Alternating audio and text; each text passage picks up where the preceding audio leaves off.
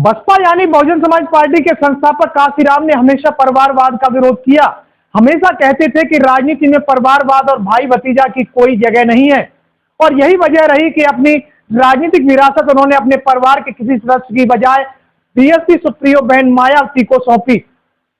परिवारवाद को लेकर मायावती भी कांग्रेस बीजेपी सपा पर हमेशा हमलावर रही, लेकिन अब तस्वीर बदलती हुई नजर आ रही है। मायावती परिवारवाद की तरफ बढ़ती नजर आ रही है। बहन जी ने जून महीने में अपने भतीजे आकाश आनंद को उन 4 राज्यों का चुनाव प्रभारी बनाया जहां कुछ महीनों में विधानसभा चुनाव होने हैं। इनमें मध्य प्रदेश, राजस्थान, छत्तीसगढ़ और तेलंगाना शामिल है। इससे पहले 2019 के लोकसभा चुनाव के बाद में मायावती ने अपने भाई आनंद कुमार को पार्टी के राष्ट्रीय उपाध्यक्ष, जबकि आनंद को पार्टी का नेशनल कोऑर्डिनेटर बनाया। चर्चा ये भी है कि जल्द ही आकाश की यूपी में भी बड़ी भूमिका देखने को मिलेगी। भाई और भतीजे के बाद मायावती बहन ने भतीजे आकाश के ससुर और पार्टी के पुराने नेता डॉक्टर अशोक कुमार को 3 और राज्यों का प्रभारी बनाया है। वहीं अब वर्तमान में डॉक्टर अशोक सिद्धार्थ को अब 10 राज्यों की कमान सौंपी है। बहन मायावती एक तरफ जहां अपने भतीजे आकाश आनंद को राजनीति में जोरदार ढंग से प्रमोट कर रही है, वहीं अब आकाश की मदद के लिए उनके ससुर पूर्व राज्यसभा सांसद अशोक सिद्धार्थ को 3 राज्यों का भी प्रभारी बना दिया है, जहां आकाश आनंद पहले से ही चुनाव प्रभारी के तौर पर काम देख रहे हैं। इनमें राजस्थान, मध्य प्रदेश और छत्तीसगढ़ शामिल हैं।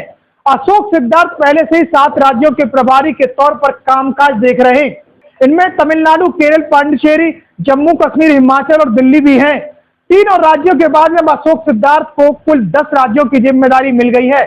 हालांकि 2022 के विधानसभा चुनाव से पहले भी अशोक सिद्धार्थ को बहन मायावती ने यूपी के कई मंडलों की जिम्मेदारी सौंपी थी, लेकिन जब विधानसभा चुनाव में बसपा को महज 1 सीट मिली तो उन्होंने वो जिम्मेदारी वापस ले ली और दूसरे राज्यों में भेज दिया।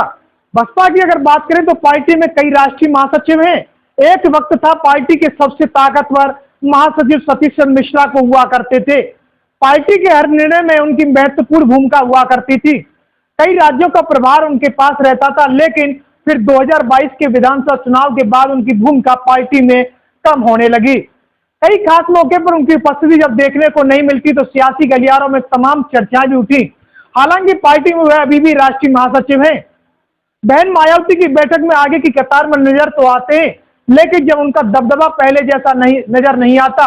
यानी कि सीधे तौर पर बात करें तो बसपा में आकाश के ससुर की बढ़ती पावर और बहन मायावती ने 3 और राज्यों का प्रभारी बना दिया है। अब इसको 10 की कमान के तौर पर परिवारवाद कहें या फिर बसपा पार्टी का मजबूत हाथी माने।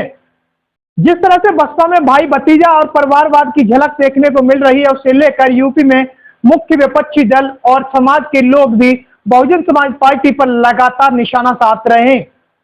बसपा परिवारवाद की ओर में बढ़ रही है। सियासी दलों के बीच बहुजन समाज पार्टी पर परिवारवाद हावी होने के आरोप पर पार्टी के राज्यसभा सांसद और 7 राज्यों के प्रभारी रामजी गौतम का कहना है कि बीएसपी में परिवारवाद जैसा कुछ भी नहीं है।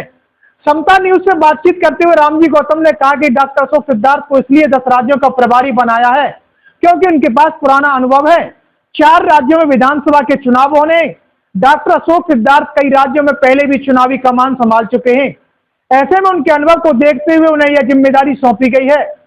सियासी दलों के आरोप पर उनका कहना भी है कि विपक्ष का तो काम है बातें करना, लेकिन बातों का कोई भी मतलब नहीं है।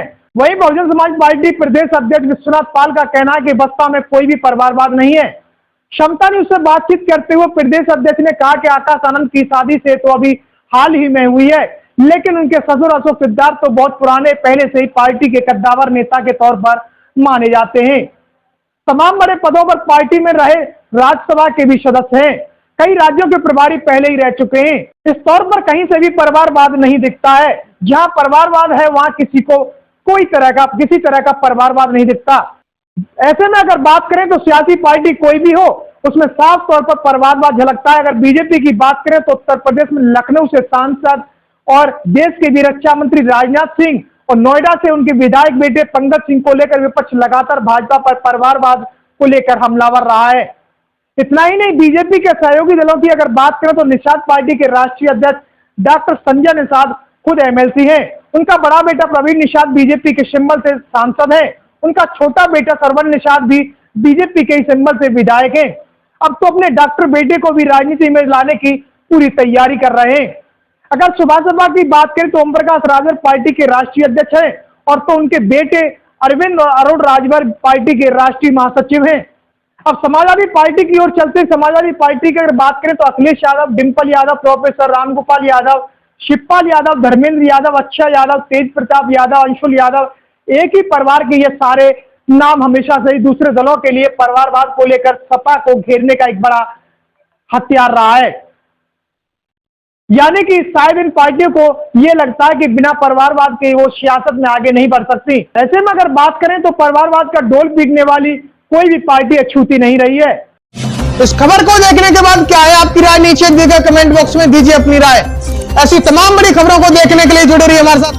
खबर अच्छी लगे तो लाइक कीजिए और शेयर कीजिए, और हाँ, चैनल को सब्सक्राइब कर घंटे वाली बटन को दबाना ना भूलिए। फिर आते हैं आपके बीच कुछ खास खबरों के साथ। तब तक के लिए नमस्कार, जय भीम।